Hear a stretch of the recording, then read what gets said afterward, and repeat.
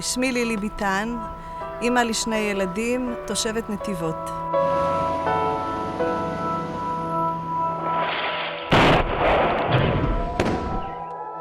קשה לי להסביר את התחושה כאימא שכשנשמעת האזעקה בזמן אמת לרוץ עם הילדים שלי בטווח של 15 שניות עד המיגונית.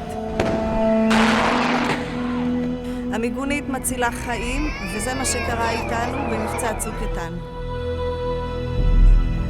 זה נותן לי תחושת ביטחון לדעת שיש מי שדואג לי ולבני משפחתי.